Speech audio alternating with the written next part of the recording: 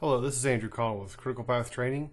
In this visual how-to, I'm going to show you how to create custom SharePoint 2010 document sets, but not using the browser interface. Instead, we're going to use the SharePoint development tools that we get in the latest release of Visual Studio 2010. Document sets are something new inside of SharePoint 2010.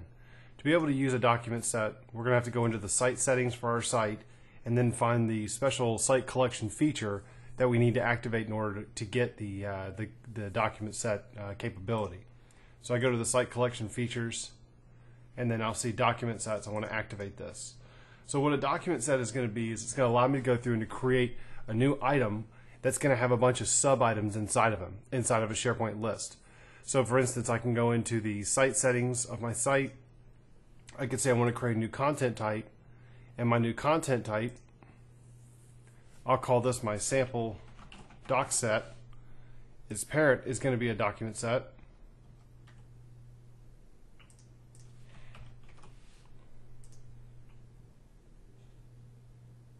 And once that's created, if I look at the document set settings, there's a lot of stuff that I can do. I can add other content types inside of my document set. I can also go through and add some default content, even share some columns across multiple content types within my document set. That's going to say that whenever I make a change to one, they'll all be updated whenever that one change happens.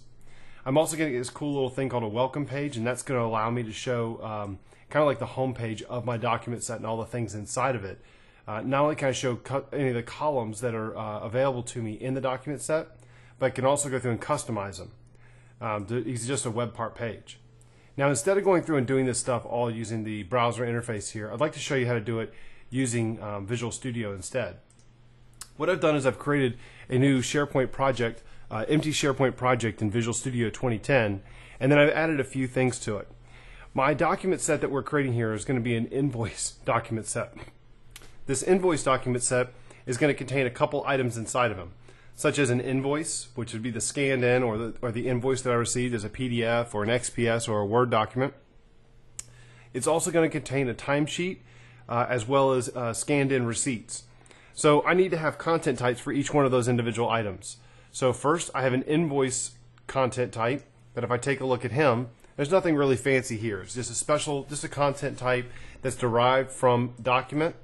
And I just say that he's going to go through and have a certain field listed as the invoice number. The invoice number is going to be the field that all of them are going to share. I have all of those defined over here in this other SharePoint item in the project. All I did is I just created a little an empty element inside the project, inside Visual Studio's project here.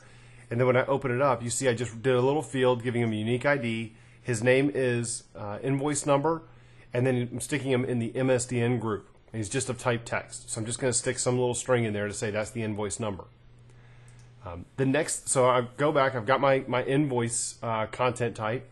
I'm also going to have a receipt content type, which he basically looks the exact same, deriving from document, just a different content type ID, different receipt, and he's going to have an invoice number. Everything else is just going to go to the default. And then finally, I'm also going to have a timesheet. Okay? Now my timesheet's got something a little extra here. He's going to have a document template so that when I say I want to create a new timesheet, it's going to spawn off this wingtip timesheet XSN, this info path form. So what I have here is another SharePoint item that I created, which was just an empty module, and I added in a new info path file here called wingtip timesheet. When you take a look at the elements file, you'll see that I'm going to provision him into the subdirectory _CTS, which is where all of these sites content types are going to go. I'm sticking them inside of a subfolder in there called timesheet that's going to get generated, and then that's where it's going to stick my document template or my resource. Okay. The next thing that I want to show you is the actual document type, the document set itself. Now there's a lot of pieces that go along with the document set, so we're going to take a few seconds here to go through this guy. So first off, there's a bunch of fields that I want my document set. I want my users to enter when they do the document set, such as submitting the date of the invoice was received, what the payment terms are, which are due on receipt, net 30, or 2% net 30, which basically says that the customer can get a 2% discount if they pay within the first 10 days. Otherwise, the invoice is due in full in 30 days. Okay? You can also plug in how much was the invoice, and then what's his paid status, paid or unpaid. Now that's all the fields, all the common fields that I'm going to want to show in my document set. The next thing that I'm going to, these are all the fields I want my document set to have. The next thing I'm going to do is go through and define my document set itself. Now this looks just like we've always created created content types inside of SharePoint 2007 and 2010. The main difference here that you'll see is that first I'm deriving from a specific content type called document set. Okay, that's what's given to us when we activate the feature, the document set feature. And if you haven't gone through and done that, I have this little PowerShell file here that you can run, this little PowerShell script, which will go through and activate the document set feature for you if you haven't already done that. If you try to deploy this, you'll see that you would see that it would throw an error saying that a dependent feature is not activated. We're going to look at the feature that does all the work in just a moment. So my document set has a name called the invoice document set. I'm sticking them inside the MSDN group. And then this little thing here, the program ID of SharePoint.document set, that's telling SharePoint that is registering this content type as a specific kind of a thing. And what that's going to do is that's going to show a special icon as well as show a it's going to show a specific icon in the browser in the list of all the items inside of my document library, as well as it's also going to add some special actions to the edit control block. I'm then going to say where do I want this guy to be created, and I'm going to stick him into the _CTS folder / create this new folder called invoice doc set. Okay. Then I need to go through and add in a reference to all the fields that I want added to this document set. This first one here is the field called file leaf ref. Now what file leaf ref is, that's the unique name of the file inside of that's the unique name of the item inside of the list. We usually see it as just a field called name, but under the covers it's called file leaf ref. I'm going to change that to be invoice name. This description is only going to show up though when I'm in the edit mode. So you'll see this description won't show up when we create a new one, but the goal here is to say create it as customer-invoice number. And then I'm going to list out some of the other fields. So for instance, company, that's an out-of-the-box SharePoint field, so I'm just going to reuse him. And then also have a invoice number, the amount, the date received, payment terms, and paid status. All of these are going to be required. There's another one that's going to get added for us called description that we're just going to go ahead and use from the default document set. The next set is the XML document section, and this is where we're going to define all the unique properties on the document set itself. So there's a few things we want to go through and define. First of all, I said that we had, when I went through the browser a minute ago, I showed you how we could have shared fields. So these would be fields that if all the content types had this field, or if some of the content types had this field that were part of my the document set, when I updated this field on the document set itself, it would push those changes down to all the content types within it that had the same field. So I'm just going to say to go through and to define the invoice number as a shared field. The next thing that I'm going to do is I want to go through and list out all the content types that can be part of this document set. So I already took a look at the invoice, receipt, and timesheet content types that we had created. But then I also want to go through and say, hey, look, maybe they want to just throw some random documents in there as well for supporting stuff. So we'll say you can go through and accept a document as well. The next thing that you see here in this next XML document is the welcome page fields. Now what the welcome page fields are, these are the fields that are going to show up on the welcome page when I go to look at the content type itself, or when I look at the document set itself.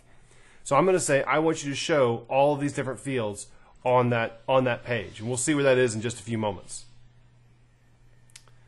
The next piece, or the last piece that we have here, are the default documents. Now what's cool about default documents is that when I create a new document set, it's going to prompt me for some of the properties, but it won't tell me to go through and upload any files yet. It's just going to create the document set container, and then I can start uploading stuff to it. But in this case, I can say I want you to automatically provision one file into the document set, and it's going to be that timesheet file that we talked about earlier, and it's going to be associated with this content type right here, and that's the content type for the timesheet. So I'm going to upload a blank timesheet into the document set. So now how do I know where this file is actually coming from? What SharePoint's going to do is he's going to look for this file inside of the folder invoice document set. So what I need to do is I need to provision this file into this folder right here. Now we already saw earlier that when I was looking at the default documents for this, if I took a look at him, you saw that he was getting provisioned into timesheet. Now I can't tell the document set that I want it to use this file over here. So instead I need that file to also be inside of my content type for the doc set, because maybe this timesheet content type is going to be used independently from my doc set. So the way I'm going to do that is if I come over here to the welcome page project item, which is just another module here, and I take a look at him, you'll see that I went through and said go provision into the invoice document set that XSN file, but I'm telling you where to go get it. Go get it from the default documents, there it is right there, /XSN file, and there it is. The other thing that I have to do here is that I wanted to define a custom document set homepage. So this is the page that we're going to get when we actually go to browse to our document set. It may be a bit confusing because you won't see it referenced anywhere inside the element manifest file for the document set. But what SharePoint's going to look for is a file named docset_homepage inside of the root of the invoice document set folder that's going to be provisioned for us. So I've got this docset homepage, and I'm going to provision 3 web parts to them. So let's take a look at this file real quick. There's nothing really fancy here. I just took the one that Microsoft uses out of the box, which I grabbed from the SharePoint root folder /template features, and if I scroll down to the document set feature, you'll see the docset homepage. I just copied that guy right there. That's the one that SharePoint uses out of the box. After taking that, I then went in and made just one customization to it. I simply said, inside of one of these web part zones, let's put something called a discount message, and we'll see what that is in just a minute. So here's my own customizations that I've added. But you see I've got a couple web part zones. Here's one web part zone on the left, here's one on the right, and then I have 2 more at the bottom of the page here. Okay? So how do I want to use these guys? Well, SharePoint has got a couple web parts that they give us out of the box. This one web part that I'm going to stick in the center here is going to show me the contents of the document set. So this is going to show me a list of all the items inside that document set. This last one that I have over here is all the document set properties. That's going to go in the upper right hand corner of the web part of the welcome page. And then finally on the left hand side of the welcome page, I'm just sticking an image here, and I'm going to use the default image that Microsoft uses for the document sets. I could use anything I want here though. Alright, so the next thing we're going to take a look at is the feature itself that's going to do the deployment of this stuff for us. If we look at the feature,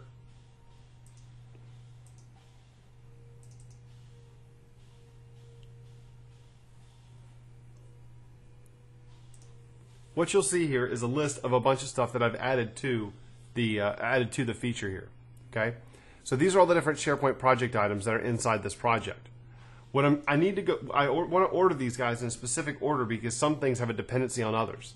So I'm first going to say I want to go through and stick in that shared docset columns. That was the one that had the invoice number field. Then go provision those default documents, and then go provision the welcome page itself, because we're going to have things that are dependent upon these guys. Now go provision the invoice content type, the receipt content type, the timesheet content type, and finally then go through and provision the document set itself. So let's see this in action. So I'm going to go through, just take my project and hit F5. I'm then going to go through and let Visual Studio modify the web config file for my intranet.wingtip.com SharePoint site so that it can attach to the debugger. Okay, with our SharePoint site loaded, the next thing I want to do is go into one of our document libraries, configure it for to let me go through and to add content types to it, and then add our document set content type to test everything out. There's a lot of things we didn't do to this document set just for simplicity's sake. For instance, I could have added event receivers and workflows using inside that the document set declaration, because it's just a content type. There's nothing really fancy there. Oh, I forgot to go through and add in the actual content type.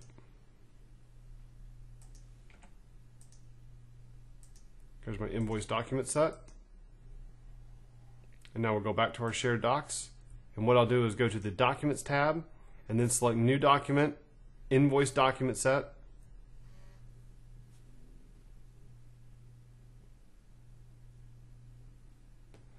Now let's go through and create the new document set. I'm going to call this Wingtip 123. The company is Wingtip. The invoice number is 123. The invoice amount is $745, and the invoice date was the invoice was received. We'll just say it was reserved on the 10th. We're also going to say that we're going to say 2% 10, net 30 as our terms, and click OK. That'll go through and provision the document set, and then also upload that one file that we talked about. Now check this out. This is our custom welcome page. What it did here is that it went through and it provisioned that file for us, and then it's showing us all the properties we told it that we wanted to have shown here. It also is showing us that I can go through and save 2% or $14.90 on the invoice if I pay this within 0 days or today. Today's date is actually January the 20th on my system here, so that's why it's showing me 0 days. If I modify this and say, let's put it as the 18th, then it would say I should have a few more days than that. There you go. I should have 8 days left because only 2 days have elapsed here. But if I switch over and go to the properties and change him over to say, let's say it was on the 1st, then we've definitely passed our 10 days. So it's going to say now the invoice is past due in 11 days. So I have 11 days left before this invoice is considered past due. I've also gone through and written some code to where if I take these properties and I set it to paid, it won't show me these little error messages over here, these warning messages. Okay, that's happening by just doing a simple, go through and stop the debugger here.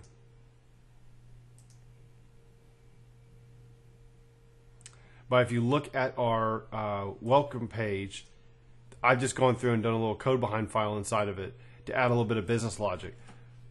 When the page loads, I get a reference to the current item, and then I go through and just do a couple checks on some stuff and write out different messages here. Pretty straightforward stuff.